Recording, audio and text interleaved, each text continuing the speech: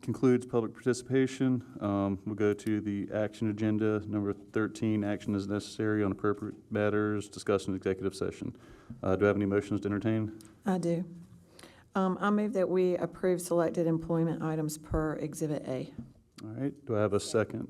Let's see. Ms. Snipes. Any discussion? Seeing none, I'll call those, all those in favor. That is 6-0. Do I have any other motions from executive session? Seeing none, that'll take us to 14. Second and final reading, approval of August, September bond issuance and bond resolution shown in Exhibit E. I guess I need to obtain, or I guess entertain a motion prior to discussion, or we can have discussion. Ms. Rawls. Thank you. Want to discuss with you the, like we presented at our last meeting, this will be for second and final reading of a fall bond issuance. These will be addressing health, safety, and security issues, again, at all our 3 and above rated schools. All of this information is based on the MPS study that was completed in August of 2023. And all of the schools and projects that we are referring to are items that are not included in any other capital funding that would be available to complete these projects. As you can see from the chart provided by MPS, there are several schools on this map, or on this graph, that scored a 3 or a 4. They are 3 or 4 rated facilities, and at this time there were $39.23 million worth of projects that only from a health, safety, and security need. That was not all the projects for these schools, only in that one category that were listed as items that needed to be addressed. We have pared that chart down to schools that were not being having projects completed under the referendum. So all schools that are on this listing are projects where no other funding is covering these needed repairs. Some of these include ADA recommendations. This gets our number down to approximately $18 million. So some of the projects that we have proposed that be completed, like I said, ADA modifications, which would be ramp and signage, providing adequate access to our facilities, HVAC and air quality replacements from a safety perspective and a health perspective, upgrading some of our units, upgrading controls, working with the dehumidification. When we do that and address that, it completely changes the air quality that our students would benefit from, students and staff. Some of the corrections are building compliance from fire and egress codes. We're looking at some lighting changes, moving fixtures to an LED format, adding some controls again for that. Some additional fencing for security, and some changes for our false alarms on our fire alarm system. And y'all feel free to stop me anytime you have questions if you want to while we're going through. The available resources to pay the debt service on this $15 million proposed bond issue would come from funds that are available. They are in our sinking fund at Lexington County. These are dollars that are not earmarked for any other purpose. We cannot spend these dollars. I can't go and do these projects and send Lexington County the invoices to pay. The only way to spend these dollars is to issue debt. They can only be used for debt service. They have to be paying off the principal or interest in a debt service issuance by the district. There are sufficient funds in this that there would be sufficient funds in there to service these debts in March of 2025. Again, we're talking about $15 million and 8% short-term debt. This is within the 8% capacity that is allowed by law. Cost of issuance will be approximately $50,000 to $55,000 with the sale date end of August and closing mid-September. The benefits for doing these is, like we said, these are projects that are not being addressed by other other capital funding. The schools that are being having these repairs completed at are not being addressed by other capital funding. In addition, there is no millage increase. These will be paid for within the 69.5 mills that we are that you all approved at the June 24th meeting. And it is within the 8% legal capacity, like I said. This is the list with the dollar figures in the schools where the proposed projects would be completed. The health part is a little over 13 million with the schools listed here, and then the health and safety would be the balance to make up the $15 million worth of proposed projects. And it would be our administration's recommendation to move forward with approving this $15 million bond issue under the Fall SCAGO program. We have Jay Glover on the line, and we have Ms. Franny Heiser here, our bond counsel. And if they have anything that they would like to add to this presentation, we did talk with Mr. Glover about this previously, and based on the cost of issuance and the pool of school districts that would come together under the SCAGO program, this would be less expensive to issue than if we went out on our own with a private issuance. But I'll stand for any questions. Any questions for Ms. Huddle? I think if you go back to the prior slide, the vast majority, 10.8, so over 2/3 of it is ADA modifications. And I think were a lot of those restrooms? Yes, ma'am. Okay. So is that work, you might need to pull your mic. So is that work that, when can that work be done? A lot of it's gonna have to be done during the summer months. We might be able to get a few of those things done during the Christmas break. It just depends on how long it's gonna take. But I think we probably need to look at most of it done during the summer. Any other questions, Ms. Rawls? If I'm seeing none, I'll entertain a motion for this action.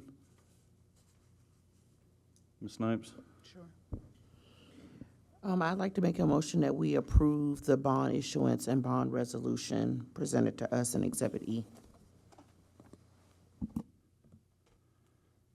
Do I have a second? Mr. Satterfield, any discussion on the motion? Ms. Huddle? I do have a couple of concerns. I am concerned that while there may not be a clear, we have AG opinions that appear to say we shouldn't do this. The AG's opinion you don't have to do, it's just an opinion. So it's not, maybe 100% clear cut. But I do think it's a problem because we already tax people saying this is what we're going to spend your money on. And I've complained, I'll just use that word, for 2 years that we've been overtaxing, and this kind of proves it because now we have this money in the bond fund that we want to use for something else. And now I do think these are very good projects, so that's the difficult part with this. But that goes to my second issue, which is I think we should wait. I think we should wait because if in the bond referendum we listed the projects in descending order of importance, and at the very top was security. And I don't remember the exact figure, but I think it was around 20 million. It was a little bit more than this. But if the bond referendum fails, and we've already spent this money, then we won't have it for security. There's no harm in waiting. We heard most of this work will have to be done during the summer anyway. We could do it in the spring. At the same time, we do the millage rate, so we won't have the Attorney General's opinions as an issue. And if the bond referendum hasn't passed, we may want to spend more of this money on security. So I'm just very worried that we spend it and then we don't end up addressing the very most important thing for us, which is security. Any other comments, questions pertaining to it? I've got, with it being delayed, and this might be a question for Ms. Heiser, cost of issuance, would any of that change? Is it subjected to fluctuation APR, what's the positives and the negatives of waiting? All right, well, just to be clear, I'm not the policymaker, so I'm just giving you, points of view. You could participate in the SCAGO program in the spring. The cost of issuance would be substantially identical. Who knows about the interest rates? There's no real way to know about that. I will say that this financing plan has been part of the work we've been doing with the administration for a number of months, and it does tie into the financing plan for the referendum. And just to say the elephant in the room, if you don't issue this additional debt, your debt service millage will go down.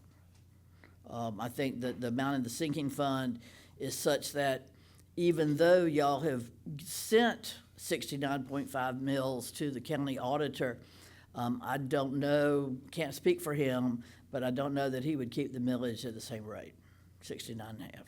That is if this vote was deferred. Correct. Okay.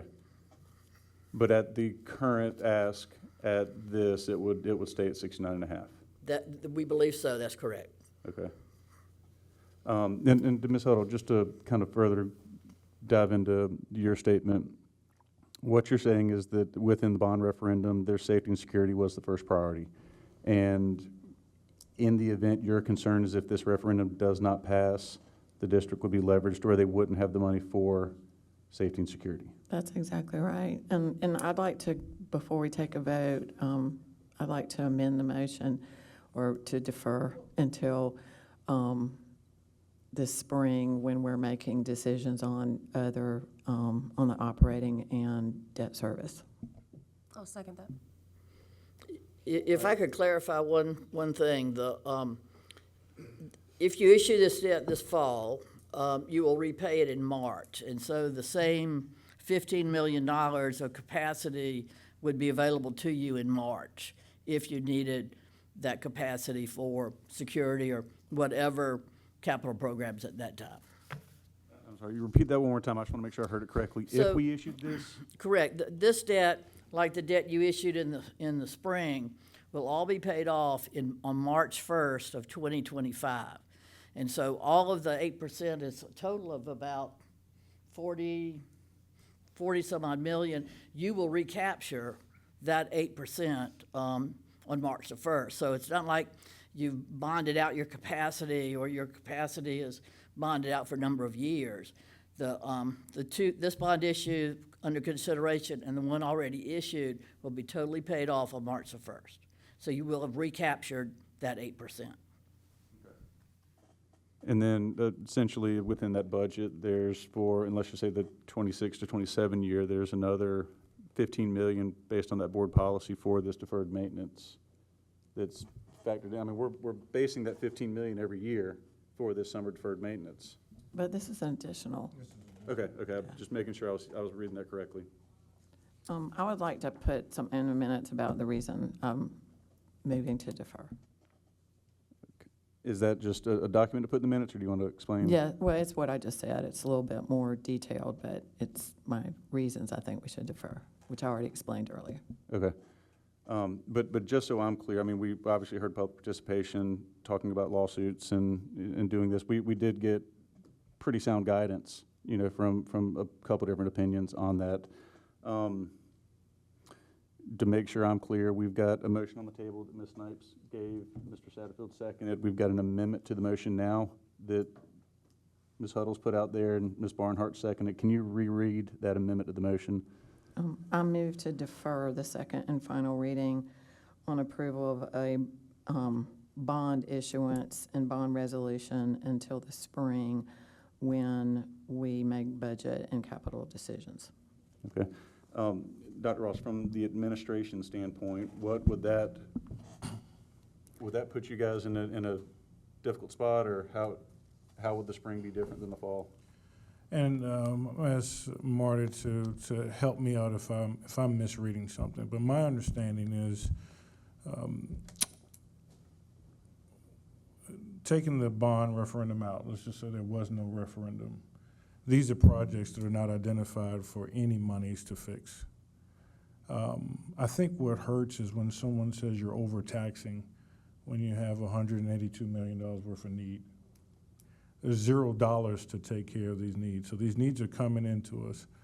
We average 25 work orders a day for our facilities. That is adding on top of what we got from the MPS report. There's this notion that there's this static issue with our facilities. We closed out this year, June 30th, with 6,025 work orders beyond the MPS report. Ms. Rawls just told you we have $38 million of needs that we don't have addressed. If we wait, we've missed that time in March to recapture this $15 million. So that's $15 million we'll never have to deal with it. We're back at our normal maintenance program. Is that correct? Yes, sir. One thing also, with going forward with the fall program, it allows the maintenance and the facilities department to go ahead and plan these projects, go ahead and get them out to bid, have everything lined up. So as soon as the students go home, they're in there completing that immediately. If we wait till the spring, they don't have the money until May, and depending on the timing and everything, I think it kind of prolongs that project even a little bit longer. I'm not saying that it can't happen. I'm just saying that this gives them much more time to get the projects bid and get everything completed in the summertime, if that's when need be, or even at Christmas time. They can do some of the projects at that time. So I appreciate you're asking the question of administration. We're trying to address the needs of the facilities for our students and staff.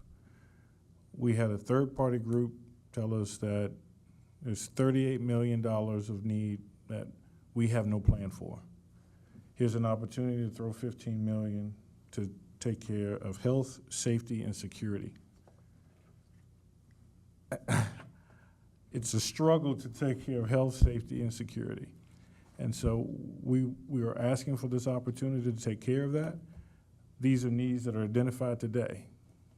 These are not spring needs. These are last spring's needs. And I would like to, and that's why we bring it forth, is to take care of these as soon as possible. So with this, in the event it passes, obviously you guys have laid out the plan as to what would be implemented and where it would be started. Regardless of this bond referendum passing or failing, these areas are not addressed inside that referendum. Correct. So if it was to be deferred, we would be looking at potentially trying to address these next summer.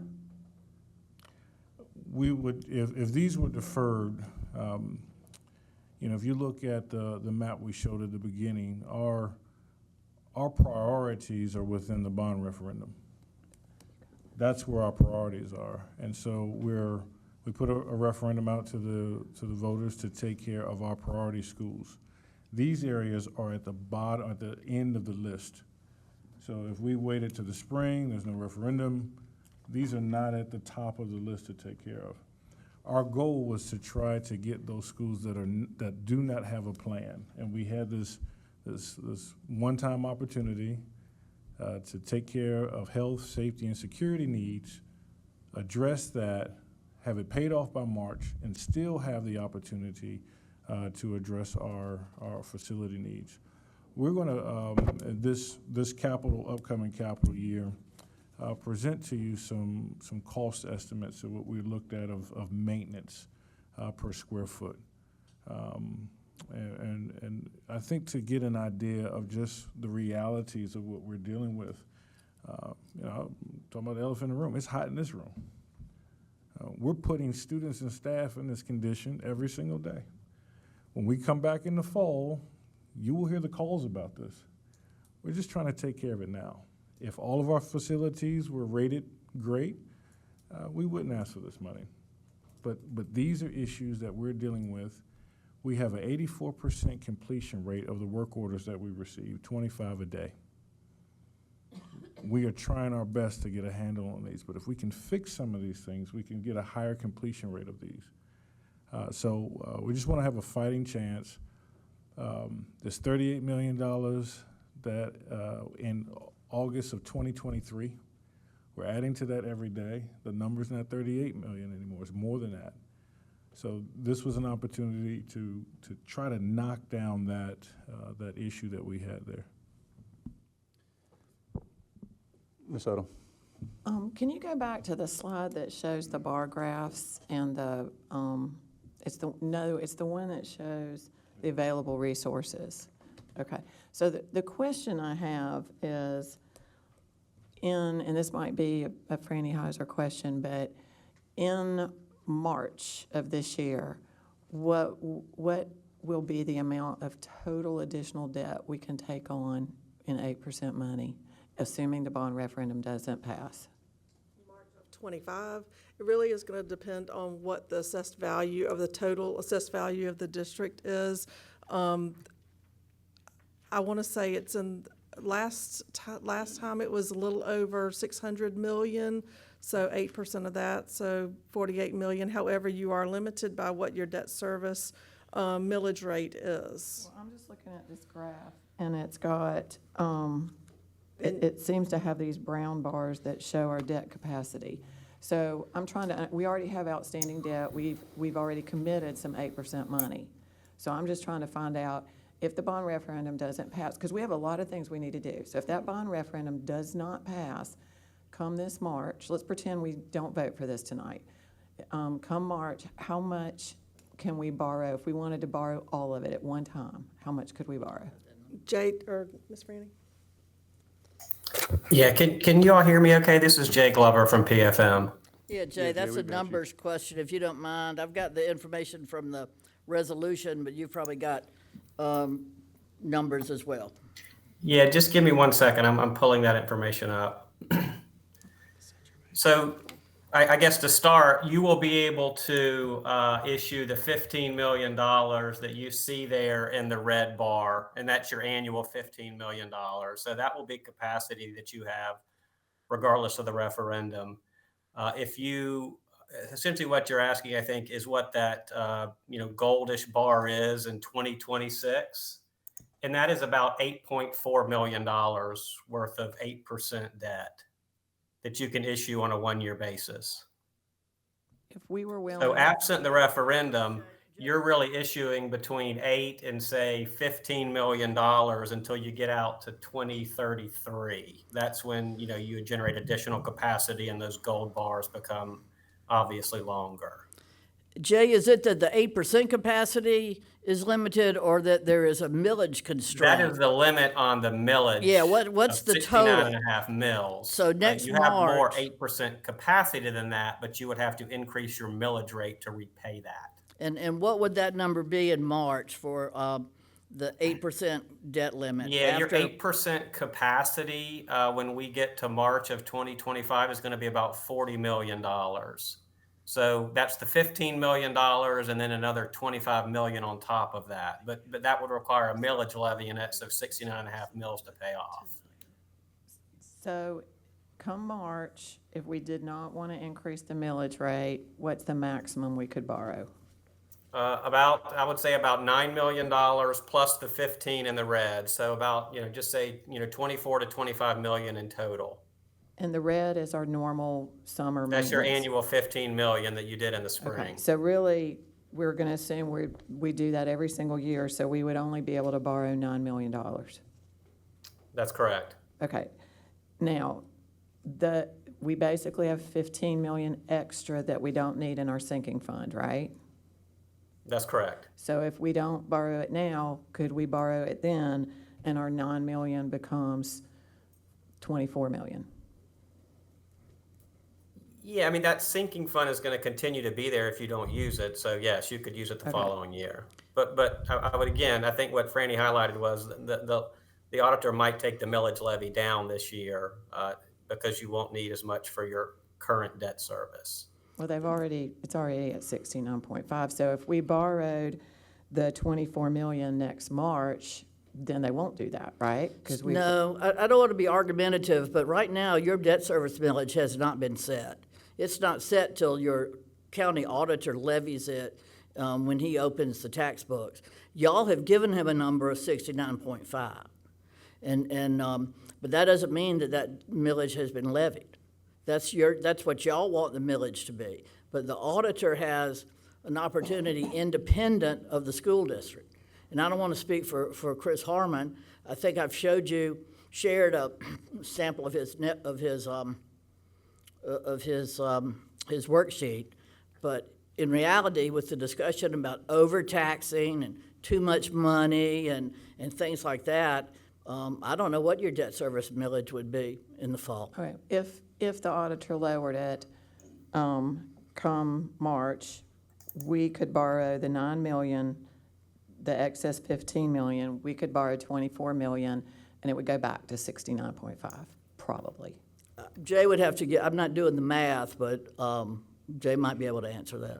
Yeah, I mean, I think the short answer is if you don't use the sinking fund to make the debt service payment come March of 2025, it would be available in March of 26 as well. I mean, I think the answer is yes. So that's my point, is if we take the money out now, we can't take it in March. If we take it out now and the bond referendum doesn't pass, we've only got $9 million to address security issues.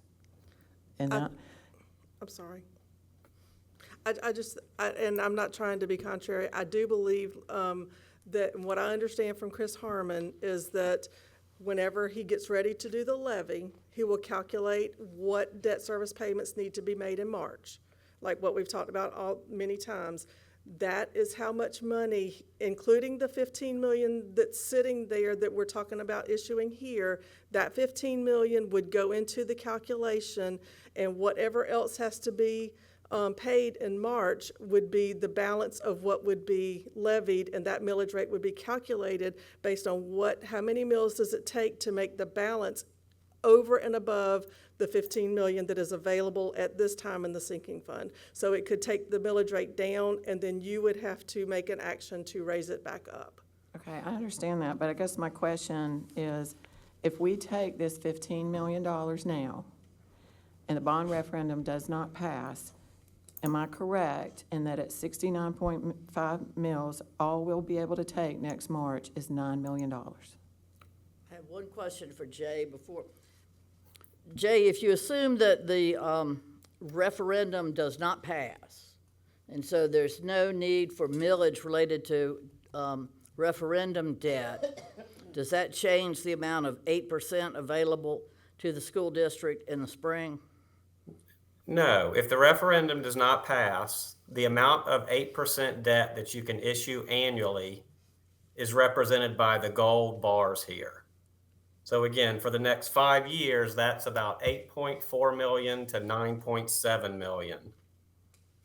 And then it starts to increase as you get to 30. It really doesn't increase that much until you get to 33, which is is about $33 million. So if the referendum doesn't pass, next year you can issue $15 million, which you annually do regardless. And then you can do 8 million on top of that, 8.5 million at 69.5 mills.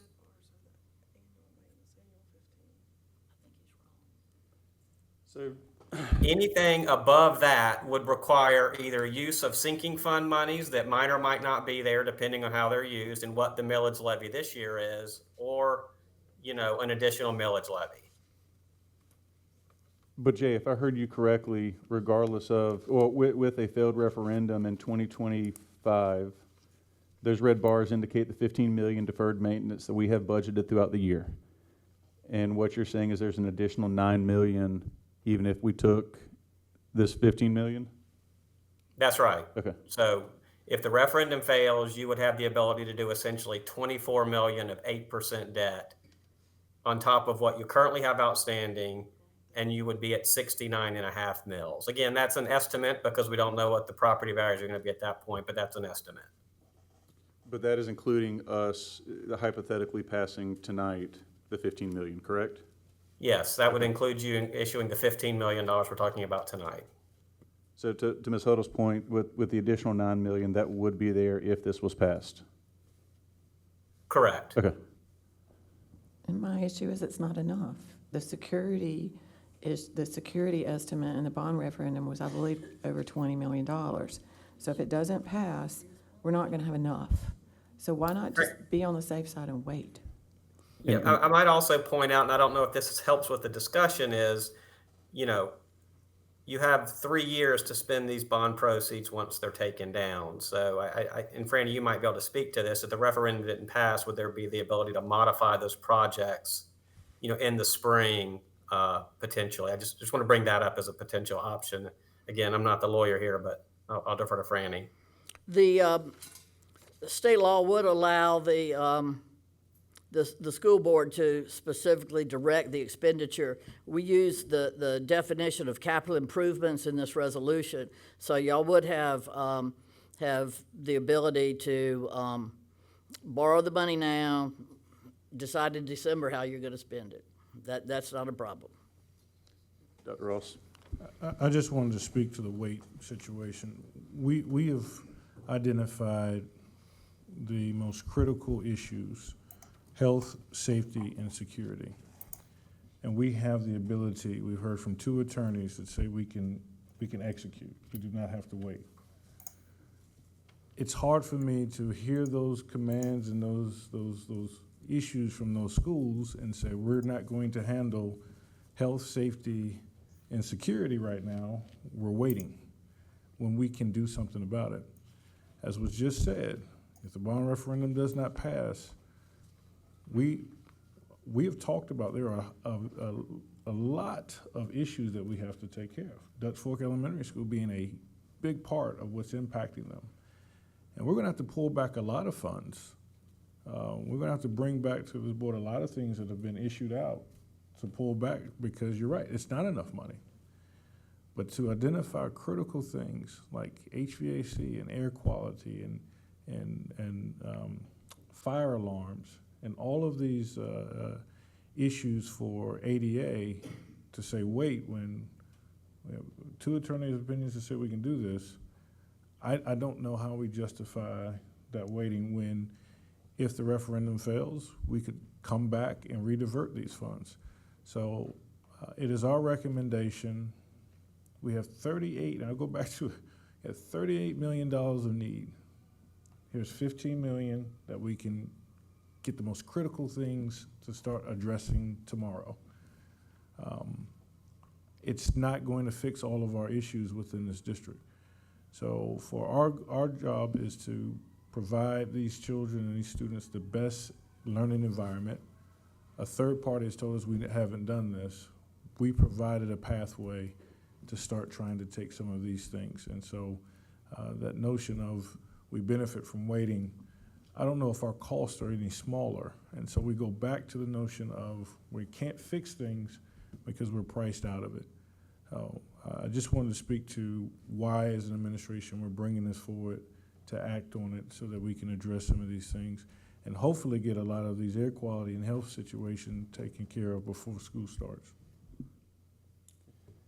Any other comments, Ms. Barnhart? I just have, since I've been on the board for like 2 years, I mean, I think I've heard a lot of propositions about, just specifically on the HVAC side, like pretty much since COVID. Are these the same things? Are these different buildings? I mean, have we not been updating our HVAC systems in the last 2 years? Because it seems to be like pretty much on kind of every proposal that we get.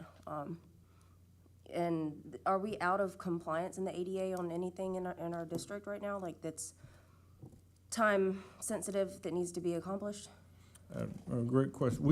We have identified as of, and I'll go back to it, last August, 11,137 things that need to be addressed that we needed to fix. We categorized those into 5 different categories: the 1s, the 2s, the 3s, the 4s, and the 5s. The 1s and the 2s are the things that had to be fixed. These were the most critical. When we looked at the cost of the 1s and the 2s, that was $101 million as of August 23rd. We need direction on how to address that. We put a referendum together to try to address these things, but in August of 23, it was $101 million of things that should have been fixed. That's why we keep hearing about them, because they should have been fixed. We've set forth a conservative, it was like $6.50 per square foot of where we would wish we were in in maintenance, preventative maintenance.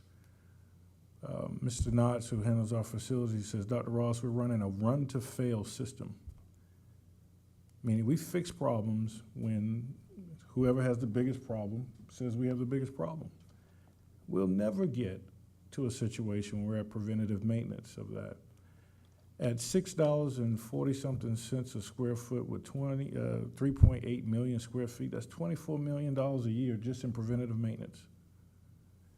It just showed you that we have at most 15 million to try to address a $24 million a year plan.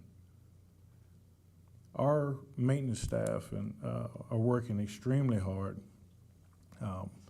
They get blamed for not fixing all of these things when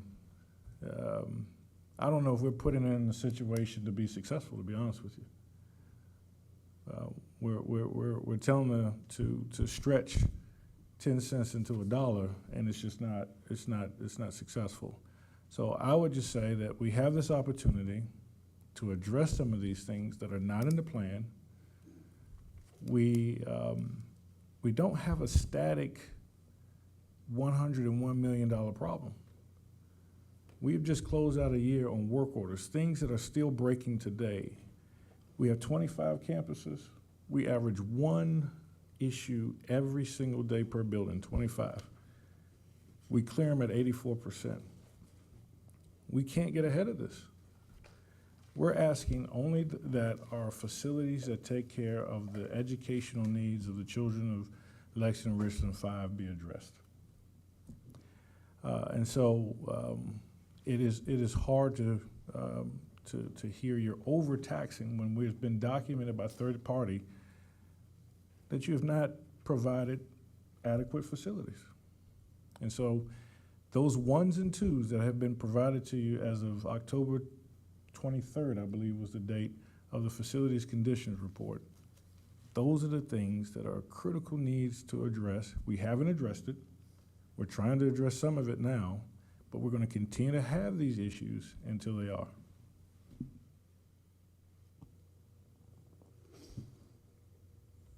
Is it? No. No, all good, just making sure. Any, Mr. Satterfield? You looked at me a minute ago. You know I had one more thing. Dr. Ross, did all these issues, this myriad of problems, did they just happen this year? No, sir. No? I mean, it wasn't just, everything just went awry this year? The sewage backing up in buildings or security issues or ADA, did all this just happen in the last year or two? No, sir. No.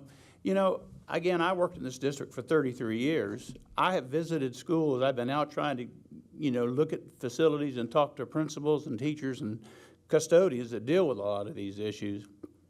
And, we talked about the fix and fill program that Dr. Ross has proposed to get us back to a true feeder, and that's what we really need is a true feeder system. That's so beneficial for teachers and kids. But yet we ended up with Crossroads Intermediate School. How many elementary schools feed there? 10, sir.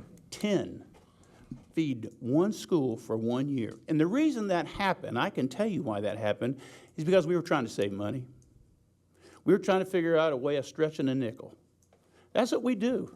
I mean, that's what this district has done for several years. When I was the principal at Chapin, we went through the whole referendum, and there were folks that fought it, and it didn't pass. The referendum didn't pass the first time. Thank goodness it passed the second time, but we can't say that we're the #1 district. We can't say that we're number 2, 3, 4, 5, and 6 or whatever if we're not willing to do what it takes to get us to address the issues that our teachers and our students are facing. I mean, sure, we can put it off, and probably we can patch and put Band-Aids on things, and the work orders can pile up. But it's not going to change. It's just going to get worse. So these projects that Dr. Ross, a lot of them he's talking about, Ms. Huddle or Ms. Barnhart brought up the thing with the air conditioning. Yeah, I've looked at some of these schools. I mean, some of these AC units are really, really old. And your husband's in that business, right? Maybe we need to work out a deal there, Ms. Barnhart. But the idea is that some of these units are so old because we kept trying to make them last just a little longer. And again, these facilities, look at Harbison West Elementary School. They're a school without walls, and they've been trying to make it work, and they put up partitions, and they hang stuff to try to buffer the noise. We can stay on this path of being cheap or trying to, Band-Aids, or we can move forward and do what we're supposed to do. We talked about being #1 in the state with teacher pay. We ought to be #1 in the state with teacher pay. We ought to be #1 in the state with facilities. We ought to be #1 in the state with programs. That's where we were at one time. But we can't do it and not spend the money. It just doesn't work. You can't, it just doesn't work. You can keep fixing that old car, but she's going to keep breaking down. And that's all I got to say. We tried to raise teacher pay, but you voted against it. We're totally off base here and missing the point. This is not about not spending money. This is not about being cheap. It's about, do we take $15 million out of our fund now and go ahead and borrow the money, even though we heard we can't do most of the work until next summer. So we're going to borrow that money, we're going to pay 8.5% on it, and we're not going to really be able to do most of the work till next summer. Meanwhile, if the bond referendum fails, now what do we do about security? If I'm still here in March, I'm going to vote to spend the money. It's not about not spending the money. It's not about being cheap. It's not about any of that stuff. It's about, if your #1 concern is security, do you go spend the money now when you're not even going to use it yet, or do you save it in case you need it for security? If the bond referendum passes, you don't need it for security. Now you take it, and it's before summer, and you can spend it. You know, I would hate to be here next year and saying, folks, we're sorry we can't do the security stuff because the bond referendum failed, and we could have used the $15 million, but we didn't. We spent it on other stuff. It's about being prudent and just waiting, because we can't use it, the majority of it, till next summer anyway. And I will say, I personally do, ADA compliance is safety and security. And, regardless of what decisions made, we have a bond referendum that is not addressing these items. And, none of us have the ability to say without reasonable doubt that one thing is more important than the other, because there's 17,000 kids that rely on us to make these right decisions. And I'll tell you, we don't always make the right ones. Hell, I don't. I know, I'll admit, some others might not. But at the same time, we have the ability to make a decision into how it's going to be implemented. I for one, I am torn on it. Any more conversation? Any more discussion? We've got two motions on the table. We've got an amendment to the motion, I believe, Ms. Huddle, to defer until March, I believe. I just said to spring when we make the other decisions. Okay, so But March is spring, so that would let us do it in March. we've got a motion to defer until the spring. I'll take this at this point. Call to a vote. All those in favor of deferring Ms. Huddle's motion? I see 2 in favor. All opposed? We got 1, 2, 3, 4. We got 4 opposed. That Ms. Huddle's motion fails. We'll go to the original motion that Ms. You did it, right? You want to reread your motion? It's been a while. We'll call that to, I think we've discussed it quite a bit. We'll call that to vote. All those in favor for the original motion on the table? And it looks like that is 4 in favor. All opposed? That is 2 opposed. The motion passes 4-2. And that will push us to number 15 under action, approval of establishing procurement review panel, shown in Exhibit F. We put forth, as we do every year, we're through our procurement code to come up with a procurement review panel. We present that as an Exhibit F for approval. Okay. Within this panel, and just talking out loud, the purpose of the panel, Ms. Rawls, do you want to take any of this, or do you want me to? You go right ahead. I'm doing a good job? You're doing a great job. So the purpose of the panel, obviously, a procurement review, there is a individual of the board that's selected as a chair through the 6 of us tonight, correct? And then I believe the superintendent, the CFO, the chief business officer, the chair, and the vice chair have appointees, correct? Correct. And we went through this situation last year. We've got a current procurement review panel, and at this point, we are to elect a new chair and to appoint new individuals, correct? Correct. Okay. So at this time, I'll take any motions for any volunteers that would like to chair the procurement review panel. Seeing none. Do I have, Ms. Blackburn-Hines, was that a hand raised? Was the motion made? No. Okay, I can make the motion. Thank you. To approve establishing the procurement review panel as seen in Exhibit F. All right, I've got a motion and a second. Is there any discussion? Ms. Huddle. I might just suggest that for the public, just read off what it is. I understand. So, yeah, so the procurement review panel that was in place during the 23 to 24 school year had Mr. Kevin Scully was our board member as the elected chair. We have a member from the community, John Stickney. We've got a member from the community, Elizabeth March. We've got a member, Terry Wiggum, and Daniel Ashley are the members within our community that are elected to it. I do know as of one individual, Mr. Wiggum is no longer able to serve on this committee, so I do need to update that. Would I get with Ms. Tucker? With an updated, who, I guess? That is correct, yes. Ms. Okay, Tucker. perfect. I'm just talking this out loud in front of everybody right now. Ms. Tucker, I'll get you Frank Conroy's information as he's committed and admitted to do it. So, Ms. Huddle. Do any of, I don't know any of these people except for obviously Mr. Scully, do any of these people own companies that do business with the district? I do not know these people either. This was while I wasn't here, so Dr. Ross or someone? I know that my nominee once was hired to do consulting work, but is no longer employed with. Okay. I mean, I just My think, nominee was someone that works for a state agency that has experience in procurement and has children in our district and lives in the Whitehall area and expressed an interest in being involved in the district. Even though this committee, I mean, it didn't meet, it only meets if, there's a situation that requires further administrative review. And the committee appointed last year didn't meet at all. the reason why I ask is just, I think it would not be really appropriate if, if someone, they would be seen as, because correct me if I'm wrong, these are for appeals. That is correct. What would happen is if someone appealed to the procurement officer, to Linda Robinson, and she were not able to satisfy the question, then it would go to the chief business officer, the chief financial officer, and if they were also not able to correct the situation or make everything workable, then it would be appealed to the procurement review panel. Yes, ma'am. Okay. I mean, can we make a since we don't know, can we make a stipulation that the individuals on the procurement review panel cannot have a current active contract with the district? Wouldn't that already be in place?